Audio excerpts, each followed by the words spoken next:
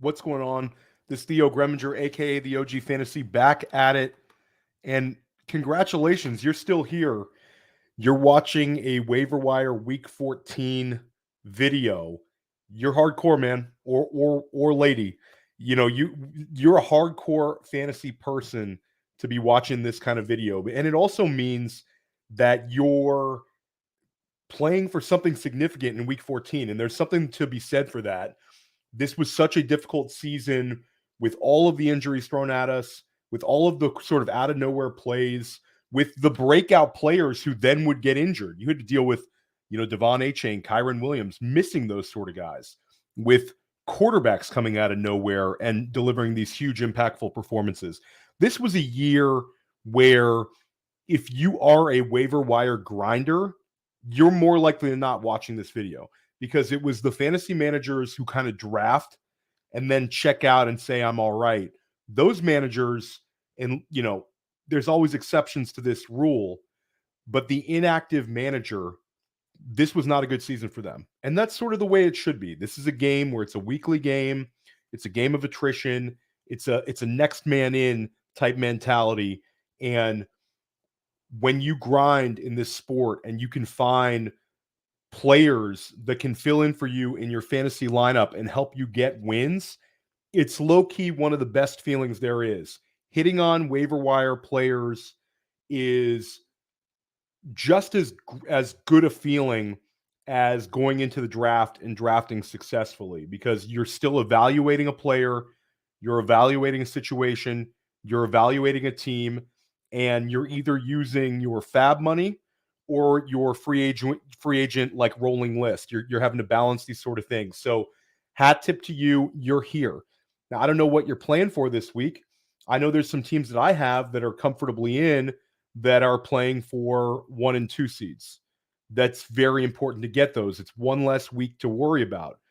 Then I have other teams that are in the 5, 6, 7 hole, really needing some points in some leagues, really needing a win in all of them. That's a different kind of stress. Last week, we had 6 teams on bye. This week, you only have to deal with 2 teams on bye, but it's significant.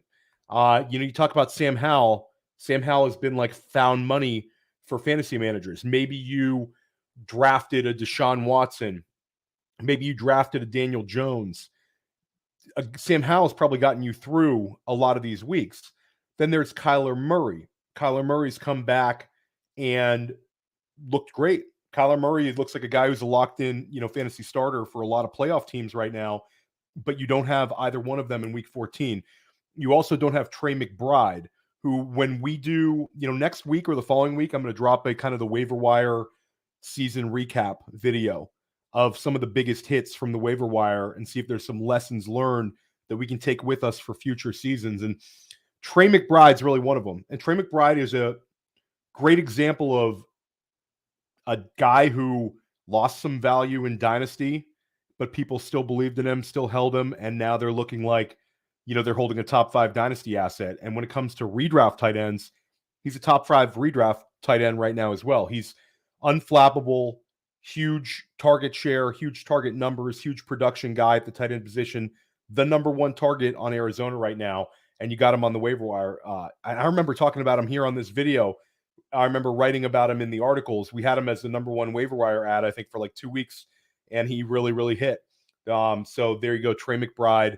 But you don't have him this week, so that's a tough one. You also don't have James Conner, who's probably a starter for you for Arizona, and Brian Robinson, who's banged up now. So we don't know what the future holds for Brian Robinson, whether he is going to be okay in week 15, but he's another one of these guys that was like a pick for really your draft evaluation, where you're getting Brian Robinson like the 9th round, and he's giving you RB1 numbers this season. So again, tough guys to get through the week, but at least there's only 2 teams to deal with. This is the nitty-gritty time. This is time to get some wins, and it's time to, set a very good lineup. I highly recommend our Saturday evening show, The Dominator, with Billy Muzio and Bradley Stalder. If you have lineup questions, those guys are really, really good. Drop your question in the chat. They usually do it with the YouTube link posted early. This is a YouTube-only show. So right here, Player Profiler YouTube, check that out. But we got to dive into it. For some of you, in FFPC and NFFC leagues, this is the last week that you can add players on the waiver wire before everything locks up. So in those sort of leagues where you have locked waivers, make sure that you have a tight end 2 you're okay with. Make sure you have a QB 2 you're okay with. I like to have in FFPC 2 kickers whenever possible. In NFFC, that doesn't matter because it's team kicker. And then defenses, really take a look down the line and make sure that you have those defensive matchups over the next few weeks kind of locked down. That might mean letting go of a defense that you've been relying on throughout the season. That might mean that you're just kind of leaning into the matchups. But I like to have defensive options because injuries happen on the defensive side of the ball as well as the offensive side of the ball. And I think sometimes we get way too locked in on, hey, what a great matchup in week 17. Things can change in the NFL, as we know, week to week. So for this week, we really got to start at the quarterback position. And I'm getting a little bit excited about Gardner Minshew. I think that it was interesting, sort of the game that he had with no Jonathan Taylor this week. He passes for 312 yards. This was the most he has passed for since week 6 and only his third 300-yard passing performance of the season. He completed 2 touchdown passes, and Indianapolis had like a huge win for them against Tennessee. And this was a significant win. Indianapolis is in the playoff mix. And when it comes to Minshew, like, I don't think he's going to touch QB1 performances, but I think he's a mid-level QB2.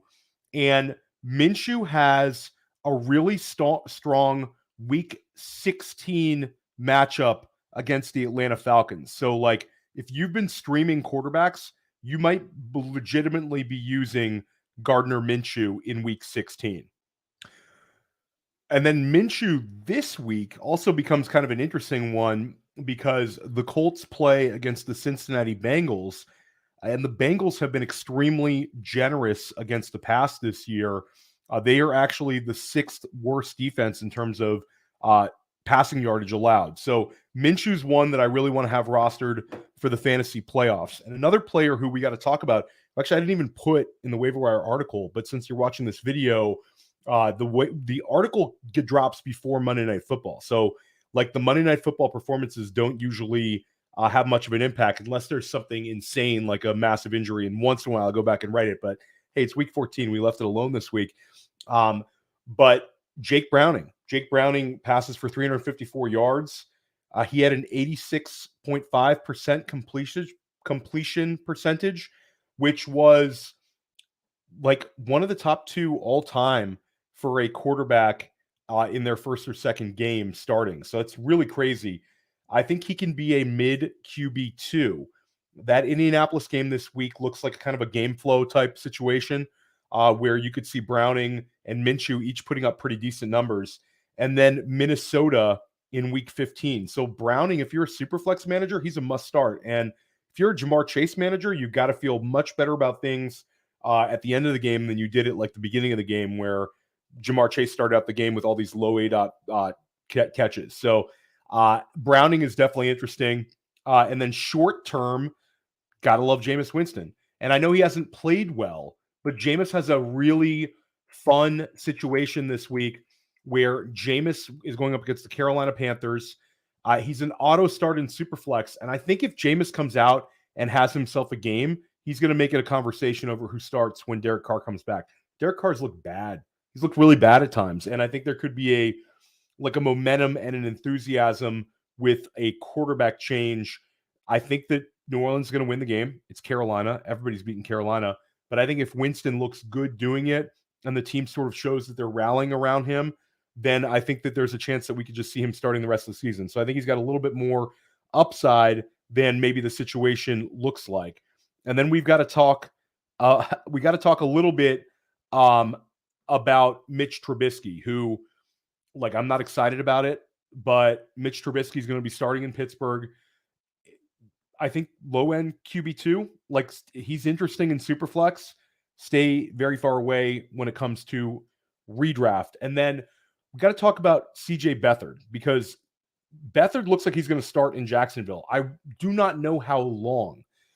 There seems like there's a lot of like misinformation, lack of clarity with the severity of Trevor Lawrence's ankle. But it doesn't look good to me. So I think at the very least, CJ Beathard is a short-term starter. This is a guy who it's really difficult to bet on. But when it comes down to it, I'd rather have him than Mitch Trubisky. I know that's not like a huge compliment, but I believe in the quality of the Jacksonville offense. Even with Christian Kirk banged up, we're going to talk about some of those wide receivers. You're still talking about with Calvin Ridley, Zay Jones, Evan Ingram, Travis Etienne. I mean, they've got some guys. They've got Doug Peterson.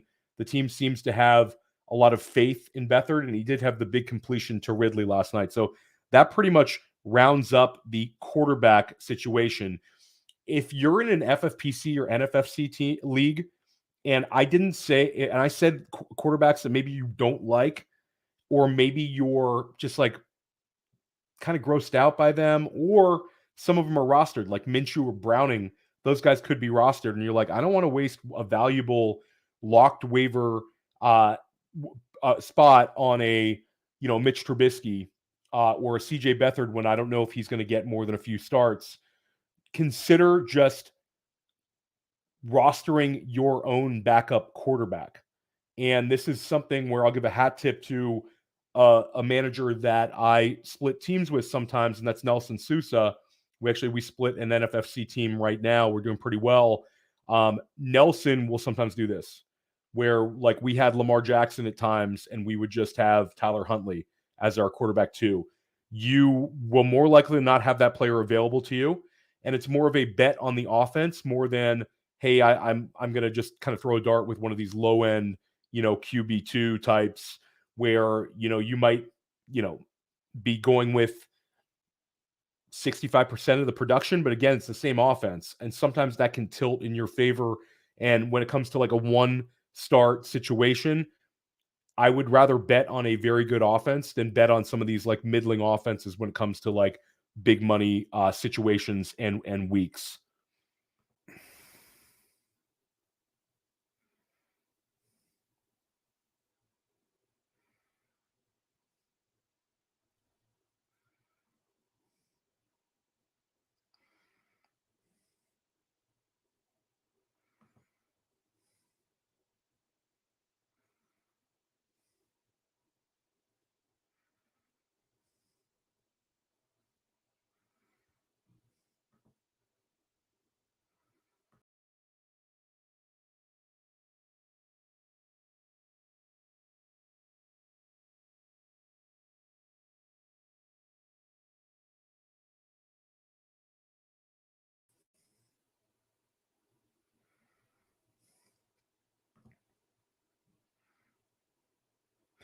Now, pivoting over to the running back position, I have Kenneth Gainwell as one that I really want to add.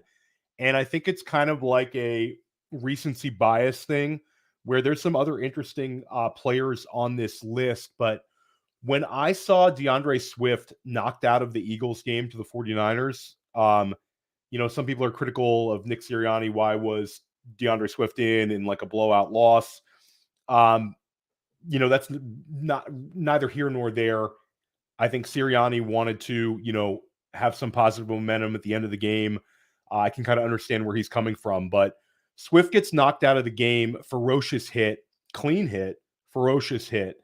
And Swift appears to be okay.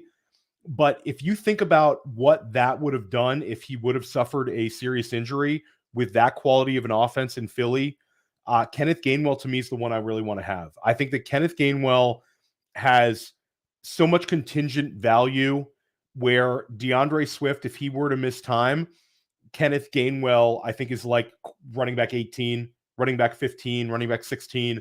The offense is just too good that he wouldn't be somebody you'd really want in your lineup, where some of these other running backs that I'm going to discuss are like the true handcuffs. Some guys are maybe in some middling offenses. When I have a chance to have the clear handcuff in Philadelphia, and I just saw that hit from DeAndre Swift, like I really want to have Kenneth Gainwell. In Dynasty, if you're a DeAndre Swift manager, make sure you have Kenneth Gainwell. But in redraft, if Gainwell's sitting there on your waiver wire, go and get him. And again, all the players I'm talking about are available in 75% or more of Yahoo leagues. Gainwell is actually only available in 73% of them, but it was close enough that, we're including him in here.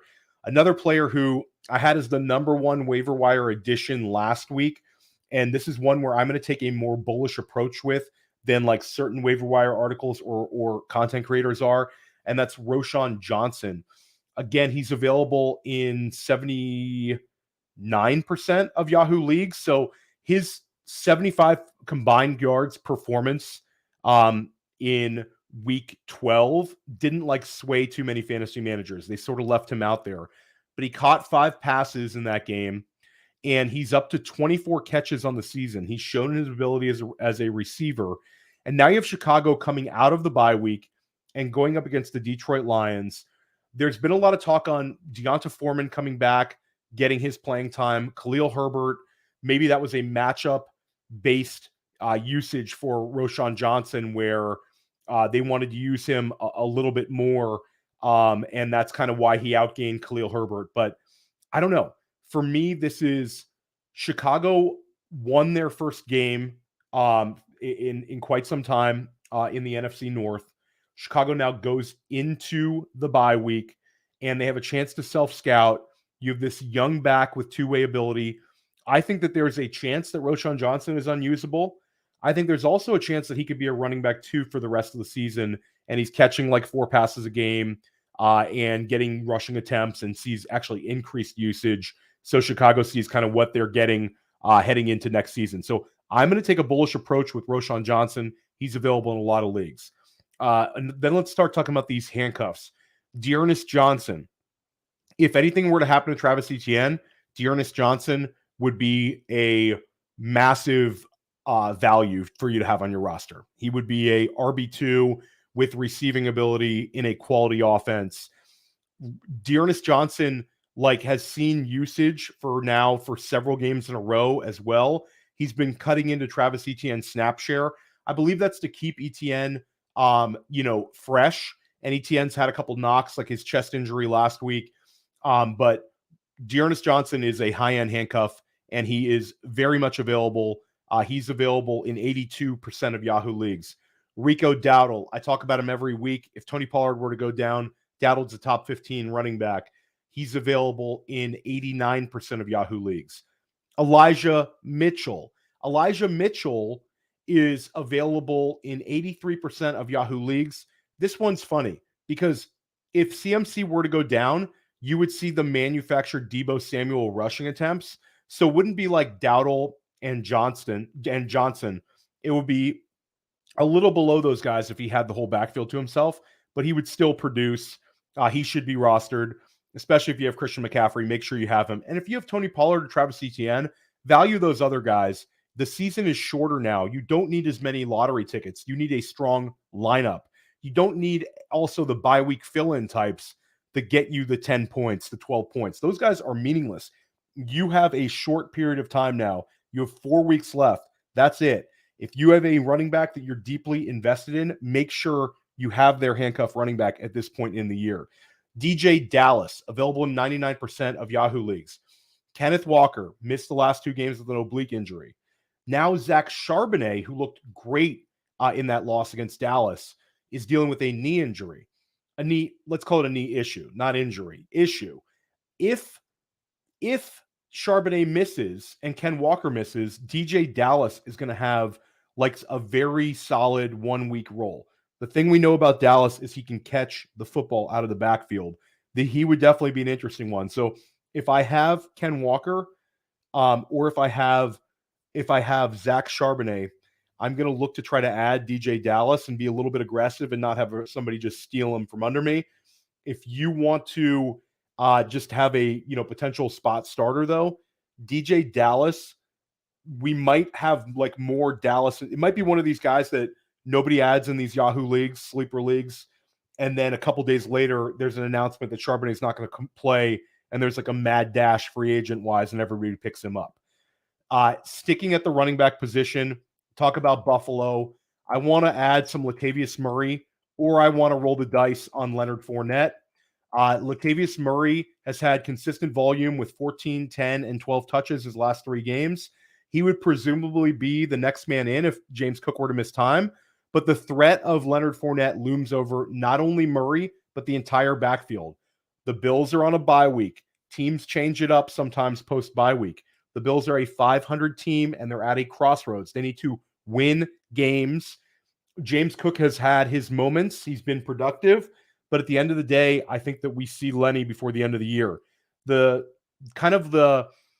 safe approach is adding Latavius Murray as a handcuff running back. But the swing for the fences approach would be adding Leonard Fournette as a lottery ticket type. The next player is Chase Brown. And Chase Brown made the waiver wire column.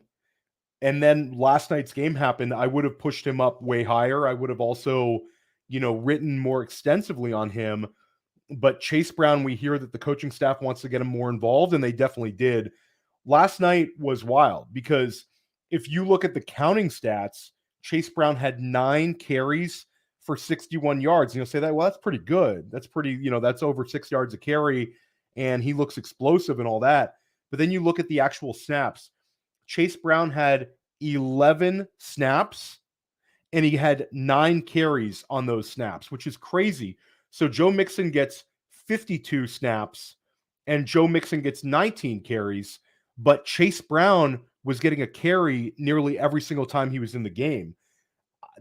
To me, this is like kind of telling. Like, this is a player that when he was in the game, he was given the ball. So Joe Mixon, I know, had a very productive game, but I think getting Chase Brown more involved for the rest of the season is going to be the game plan for Cincinnati. And I think we've seen it. We've seen the explosion.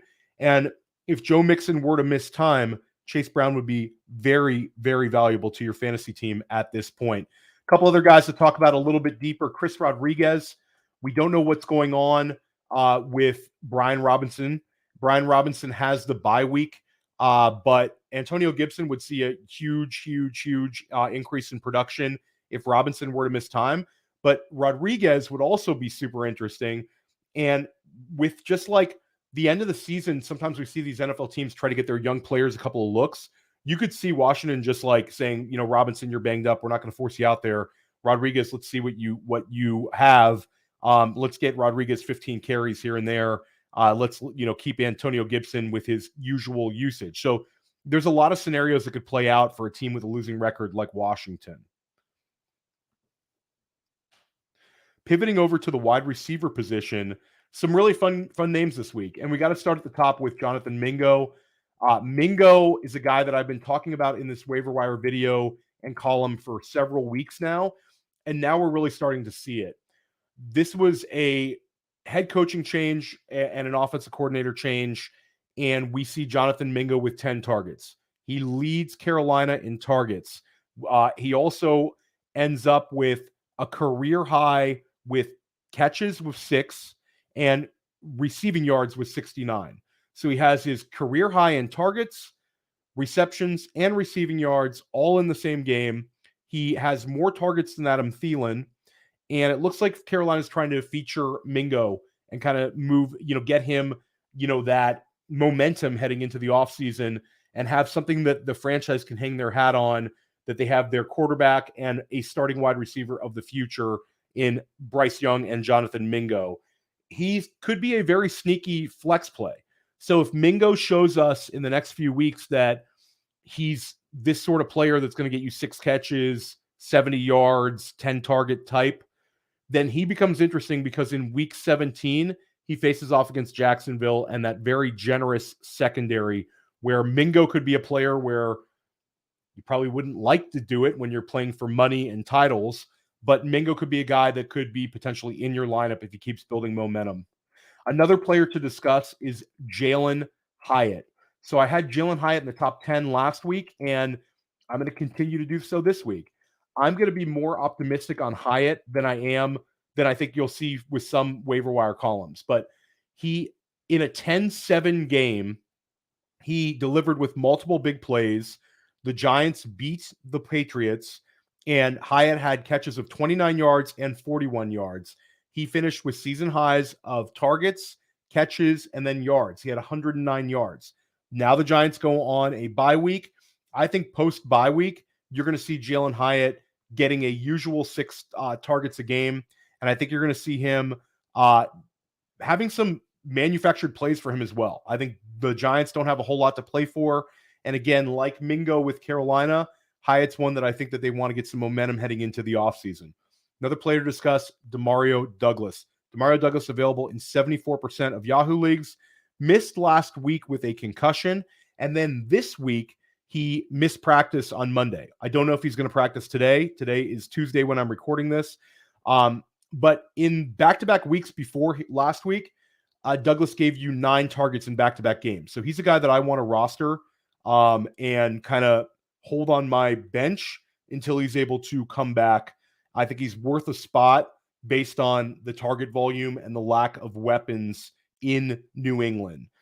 Sticking at the wide receiver position with Jameson Williams. Jameson Williams available in 76% of Yahoo leagues. Williams scored on a reverse in Sunday's win over New Orleans. That's his second touchdown in 3 games. He's been playing over 60% of the snaps for several weeks now. And if you're like super, super desperate this week and you're looking for an upside flex, maybe you're an underdog, like I don't really want to do it, but Jameson Williams against Chicago, this could be a game where he kind of breaks out and has a couple of big plays. I think that would be one to look for. One player who I'm very high on with his contingent value is Dontavian Wicks, another rookie wide receiver available in 99% of Yahoo leagues. Christian Watson has been on like a fantasy heater with 4 touchdowns his last 3 games, and he had 2 last week against Kansas City. Green Bay's playing really well. Jordan Love's playing really well.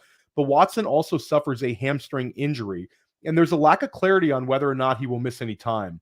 The Packers seem to be downplaying anything serious, but until we know for sure, Wicks needs to be a priority, especially if you're a Christian Watson manager. Like, I think Wicks could be used in a similar way as Watson. Wicks has had at least 40 receiving yards in 4 straight active games, including a 91-yard game in Week 11. And this is with, the Romeo Doubses and the Jaden Reeds. There's multiple pass catchers in Green Bay, and Wicks is still kind of carving out his role. So I think if Watson does miss, Wicks could be useful. Khalil Shakir. Khalil Shakir is available in, let me check that, 88% of Yahoo leagues. He's been Buffalo's number 3 wide receiver. He's had 6 catches for 152 yards over his past 2 games. He can be used in a pinch, and he makes for a strong addition for leagues with like locked waivers in the playoffs, because Shakir is a guy where if you're in a bind, you can put him in. And also he's like a de facto handcuff in a sense, because if Stephon Diggs or if Gabe Davis or if Dalton Kincaid were to miss time, I think Shakir would see additional targets. Cedric Tillman, deep leaguers, take a look at Cedric Tillman. Cedric Tillman is available in 100% of Yahoo leagues. He's been targeted 11 times the past 2 weeks. He led Cleveland with 6 targets against the Rams. Amari Cooper suffered a concussion, and Tillman makes for an interesting streaming option against a very generous Jacksonville secondary this week. Obviously, Elijah Moore gets a big bump up, but he's not available in your league. So I see some people talking about Elijah Moore. Nah, man. Elijah Moore is not available in your league. I don't want to waste your time. Josh Palmer. Josh Palmer is available in 71% of Yahoo leagues. I was very bullish on Palmer last week on this video and in my waiver wire column. Then there was some reports that they're using the whole could play again in 2023 when they're describing Palmer. I hate that. I hate when there's this, like, it seems to me like they're saying he probably won't play again in 2023. You have to like read between the lines here. They gave him an IR distinction. He's available to come off the IR, but he hasn't. I don't like that. But if I'm holding and I want some sort of a lottery ticket on my bench, Josh Palmer could be it. He would be a low-end wide receiver 3 or high-end wide receiver 4 anytime he returns. This is an offense that is heading south. They could really use Josh Palmer to be back. Really deep leaguers, take a look at Demarcus Robinson. This was written when I thought maybe Puka Nacua would miss some time. Sounds like Nacua is not going to miss any time, but Demarcus Robinson has passed Tutu Atwell by on the depth chart. We remember Robinson had impactful games for Baltimore last year. So look at him as more of a, if I have Cooper Kupp or Puka Nacua, if I have the roster depth for Demarcus Robinson, it's sort of like having a handcuff in a much worse sense. He definitely wouldn't put up Puka Nacua numbers. But again, if Nacua does end up missing some time, Robinson could be an interesting dart throw. Devontae Parker. This is an attrition play. He's available in 97% of Yahoo leagues. It feels like fantasy football law that Devontae Parker needs to have one big game of every single season. If Demario Douglas misses, you already have Juju Smith-Schuster banged up. There's like nothing in New England. Devontae Parker could have a big game just based on the fact that this could be like a random like 9-target game for Devontae Parker. Rashad Bateman, lottery ticket guy. You're talking about a guy who's been playing 70+% of the snaps for 2 straight weeks. He's been a beneficiary, it seems, for Mark Andrews' loss. We haven't seen any production yet, but Bateman, like Harbaugh talked about how Bateman will become more useful as he gets healthier throughout the season. So maybe we'll take him for his word. Maybe post-bye week, we see a little bit more Rashad Bateman. I'm not sure about it, but I think it's one to discuss. And then 2 guys to throw into the discussion. Zay Jones becomes kind of an obvious addition if he is available in your league. And I think that that's going to be league specific because Zay Jones is a guy that some people have rostered, throughout all of his injuries. Some people let him go. I think certain leagues, even if you're in a very competitive deep league, it's worth checking to see if he's available. And if you're in a shallow league, he should probably be there for you. He's probably the biggest beneficiary for Christian Kirk missing time. Zay Jones led the Jacksonville wide receivers in snaps with 63 of them, and he had 7 targets. Again, he's probably not going to be available in like a lot of these kind of deeper formats, but it's still worth checking. But one player who's going to be available everywhere, this is a kind of swing for the fences type addition who looked good, is Parker Washington. And Parker Washington is a guy we liked at Player Profiler. Day 3 pick, and we didn't love the landing spot because he ends up in Jacksonville surrounded by all these other wide receivers and Evan Ingram. But Parker Washington's an athletic player, Penn State player, and this is a guy who, again, looks like he's filling right in for the Christian Kirk role. He ends up seeing a ton of snaps. So Christian Kirk looks like he's going to miss a little bit of time here. So look for Zay Jones and Parker Washington to be the beneficiaries here. But neither one of those guys made the article, but check out the article on playerprofiler.com. I'm going to leave it in the show description here. Got to talk about the tight ends. A shallow league ad, Chig Okonkwo. He's available in 69% of Yahoo leagues. He's had 11 targets and a rushing attempt in his last 2 games. Week 13, he had a season-high 62 receiving yards, including a 39-yard catch. It was Tennessee's longest catch of the day. In the fantasy playoffs, Tennessee faces Houston twice, and they're bottom 3 versus tight ends. So check for Chig Okonkwo, a guy who's going to be available in a lot of places. I actually scooped him up last week, and I had him featured on our Sleepers video. Look for the Sleepers video to drop on Thursday or Friday, and that's Brevin Jordan. Dalton Schultz has a hamstring issue, and his return date is uncertain. Jordan caught 3 passes for 64 yards, dominated the tight end snaps. Looks like a guy where any week that Schultz is out, I'm going to consider Jordan to be like a top 15 tight end. I think Jordan and Schultz and the tight ends in general in Houston also could see a little bit of a value increase with no Tank Dell. That offense is going to have to change a little bit, sadly, with the loss of Tank Dell. Got to talk about Zach Ertz. Zach Ertz, we're officially on Zach Ertz watch. We were on Leonard Fournette watch for a while. Now we're on Zach Ertz watch. Zach Ertz had 3 games with 6 catches earlier in the year. Had a very strong start. He was featured right here on this video and our My Waiver Wire column. Then he was sent to the IR, and Trey McBride completely took off. Rapid ascent. He did enough that they don't need Ertz at all. So Arizona, mutually, Ertz wanted to be released and go to a contender. Arizona honored that, and Ertz is looking to latch on with somebody good. There are some exciting outcome spots for Ertz here. Baltimore and Philadelphia have been mentioned. Both of those spots would be really good for him. He would step right into the Dallas Goedert role until Goddard's ready to come back. He could potentially play ahead of Isaiah Likely. I don't think Ertz signs for somebody unless he's going to get some sort of an expectation of playing time and usage. So he's a speculative addition. One guy you can add right now, Tucker Kraft. Kraft had a career-high 6 targets in Green Bay's win over Kansas City. The production was nothing to get excited about, but 6 targets is the sort of volume we need to pay attention to in an offense where the passing game is improving weekly. Kraft also gave you that touchdown catch on Thanksgiving. Tucker Kraft is definitely an interesting one to add. It looks like he's ascending.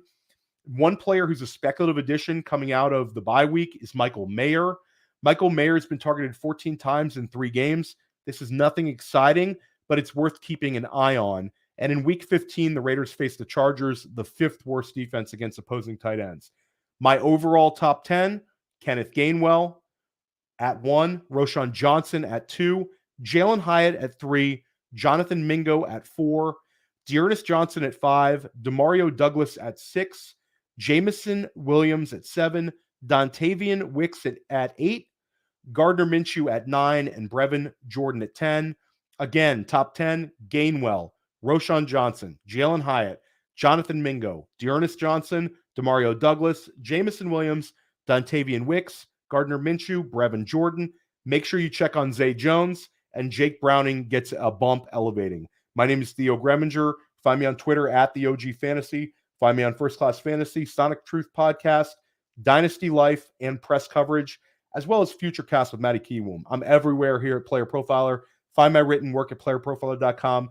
It's time to get it. It's championship week. It's going to be championship week in a few weeks. This is the week you need the win. Get yourself your bye.